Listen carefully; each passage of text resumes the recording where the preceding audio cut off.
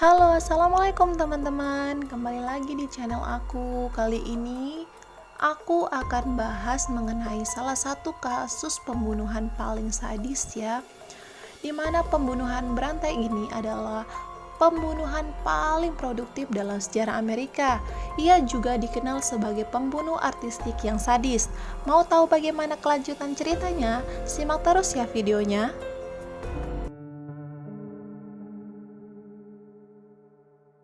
Pada tanggal 24 Januari 1971, tubuh membusuk Mary Jo Brasley atau Mary Brasley yang berusia 33 tahun ditemukan di kuburan berukuran 6 inci.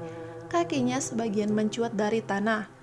Hampir setengah abad kemudian, Samuel Little yang berusia 78 tahun, juga dikenal sebagai Samuel MC Dowell, mengaku mencekiknya sampai mati, memberikan detail kecil seperti kalung yang dikenakannya pada malam dia mengambil nyawanya. Ternyata, Mary Brasley adalah yang pertama dari 93 wanita malang yang diduga menurut cerita Little sendiri yang akan mati dengan tangannya dalam pembunuhan berantai di 19 negara bagian dan selama 34 tahun, sampai perbuatan pembunuhan terakhirnya di tahun 2005. Setidaknya, 50 dari dugaan pembunuhan Samuel Little telah dikonfirmasi oleh FBI. Setidaknya pembunuhan berantai paling produktif dalam sejarah Amerika Serikat.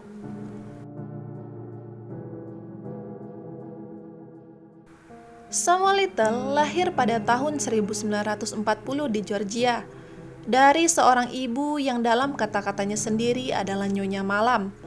Rincian kelahirannya tidak jelas, dan penyelidikan berspekulasi bahwa dia mungkin lahir di penjara karena ibunya dipenjara beberapa kali. Pada usia 16 tahun, Little dihukum untuk pertama kalinya karena membobol properti pribadi dan dikirim ke lembaga pelanggaran remaja di Lancaster, Ohio.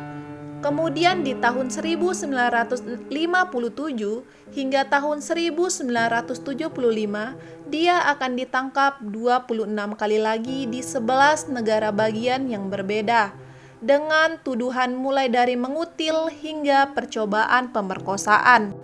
Selama beberapa kali penahanan, ia mengambil tinju sebagai kelas menengah melawan narapidana lain.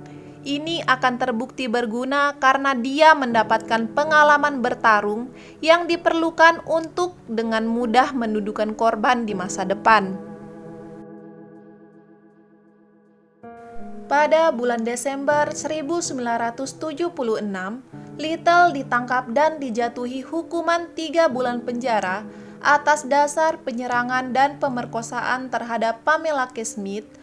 Bertahun-tahun kemudian, dia ditahan karena mengutil dan polisi menyadari bahwa dia cocok dengan deskripsi tersangka utama pembunuhan Melinda Lapri yang berusia 22 tahun dan dia harus diadili. Meskipun dinyatakan tidak bersalah, Little belum bebas karena dia memiliki kasus lain di Florida untuk dijawab. Pembunuhan Patricia Ann yang berusia 26 tahun, yang tubuhnya telah ditemukan 2 bulan sebelumnya di Forest Grove. Sekali lagi, dia dibebaskan setelah beberapa hari diadili pada Januari 1984. Belakangan pada tahun itu, Little ditangkap lagi dan diadili atas percobaan pembunuhan Laurie Barros dan dijatuhi hukuman 4 tahun penjara, di mana dia hanya menjalani hukuman 2,5 tahun. Dia dibebaskan pada tanggal 1 Februari 1987 dan kemudian pindah ke Los Angeles. Dari sana, Little akan merajalela. Dalam serangkaian kasus dingin, mayat Carol Ellen Elford ditemukan pada tahun 1987, diikuti oleh sisa-sisa Audrey Nelson dan Guadalupe Apodaca pada tahun 1989. Ketiganya telah dicekik sampai mati di jalan Los Angeles. Dari tahun 1990 hingga tahun 2012, Little terus melanggar hukum di 7 negara bagian yang berbeda. dan ditangkap beberapa kali karena perampokan, pencurian, penguntilan, dan kepemilikan narkoba. Terlepas dari pertemuannya yang berulang dengan pihak berwenang, dia selalu berhasil menghindari tertangkap karena pembunuhannya. Keberuntungannya bagaimanapun hampir habis. Little tinggal di tempat penampungan Kentucky ketika dia sekali lagi ditahan pada tanggal 5 September 2012 untuk menanggapi tuduhan narkotika. Penyelidikan mengarah pada tes DNA yang mengungkapkan bahwa dia memang terlibat dalam pembunuhan Guadalupe Apodaca dan Audrey Nelson dengan DNA Little ditemukan di tubuh mereka. Pada November di tahun yang sama, lagi-lagi melalui tes DNA dapat mengungkapkan Little dengan pembunuhan Carol Elaine Elport. Sedikit yang dituduh melakukan pembunuhan Elport, Nelson, dan Apodaca pada tahun 2014 dalam persidangan di mana dia dikaitkan dengan setidaknya 40 pembunuhan lainnya sejak tahun 1980, termasuk pembunuhan Melinda Lapri. Selama persidangannya, detektif Pascagoula, Darren Versiga, menyebut Little seorang pengutil profesional yang meninggalkan jejak mayat saat dia bepergian ke seluruh negeri, dan menambahkan dia adalah pencuri di siang hari dan pembunuh di malam hari. Dia akan mencuri sepanjang hari dan kemudian menunjukkan uangnya untuk mendapatkan gadis-gadis ini di mobilnya dan kemudian mencekik mereka. Setelah 2 jam musyawarah, dan meskipun berulang kali mengklaim bahwa dia tidak bersalah, Little dinyatakan bersalah atas 3 tuduhan pembunuhan tingkat pertama pada tanggal 25 September 2014 dan dijatuhi 3 hukuman seumur hidup tanpa kemungkinan pembebasan bersyarat. Sedikit dikirim ke penjara negara bagian California, Kabupaten Los Angeles, di luar gedung pengadilan, Wakil Jaksa Wilayah Beth Silverman berkata kepada wartawan, dia pembunuh berantai dan dia telah melakukan ini selama bertahun-tahun. Ini adalah putusan yang sudah lama datang. Ini adalah akhir dari seluruh karir pembunuhan. Setelah 4 tahun di penjara, Little mulai mengakui sepenuhnya karir kriminalnya yang penuh dengan kekerasan. Menerima hukuman seumur hidup keempat atas pembunuhan Dennis Christie Brothers di Odessa, Texas. Ketika ditanya tentang alasan pengakuannya, Little berkata, mungkin banyak orang-orang yang telah dihukum dan dikirim ke penjara atas nama saya. Saya berkata, jika saya dapat membantu seseorang keluar dari penjara, Anda tahu, Tuhan mungkin akan lebih banyak tersenyum kepada saya.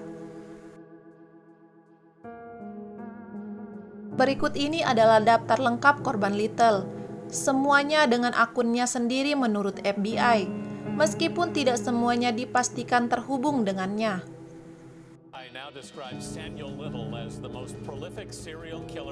Karena korbannya terlalu banyak, jadi aku akan menceritakan beberapa kasus aja ya teman-teman. Di awal tahun 1970-an, William Little membunuh seorang gadis bernama Mary Jo Brasley, berusia sekitar 33 tahun pada tahun 1971 di Homestead, Florida. Brasley adalah seorang pecandu alkohol yang sebelumnya telah dilaporkan hilang.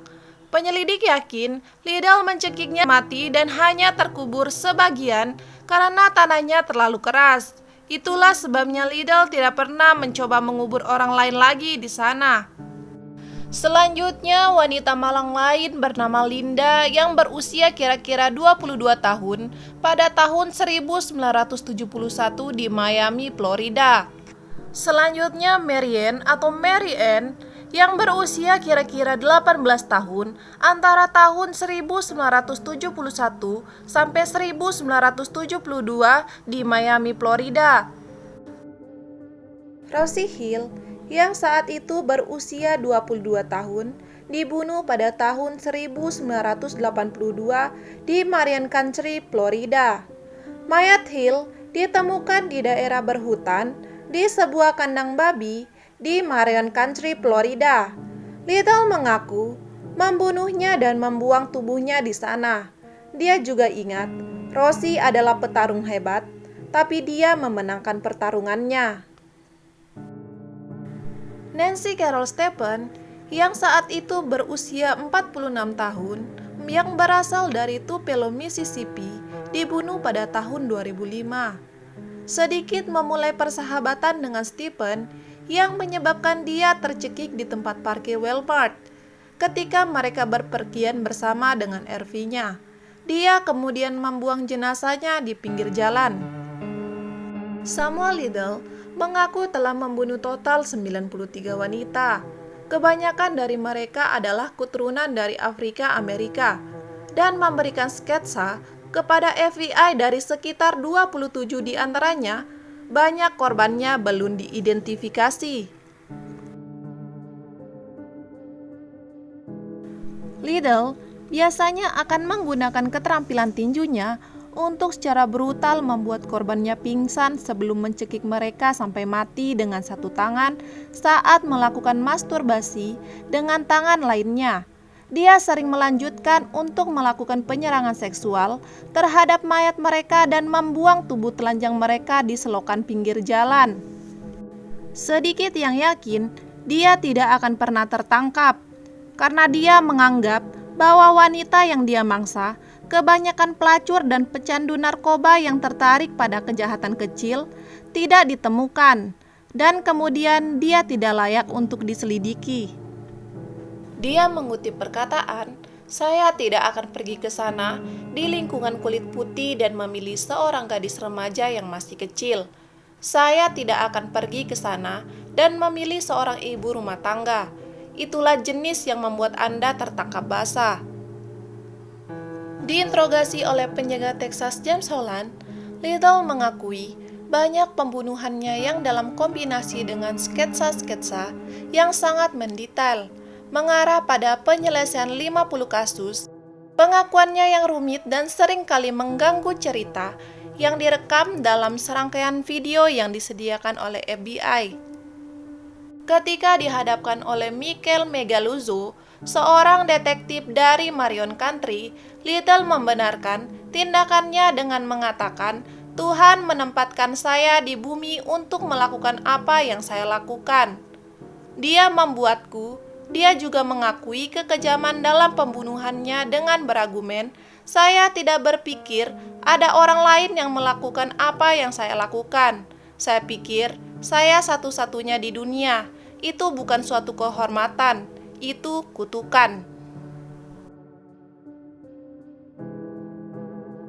Menderita penyakit jantung dan diabetes, dan membutuhkan kursi roda untuk bergerak, Samuel Liddell meninggal di sebuah rumah sakit di Los Angeles County pada pagi hari tanggal 30 Desember 2020.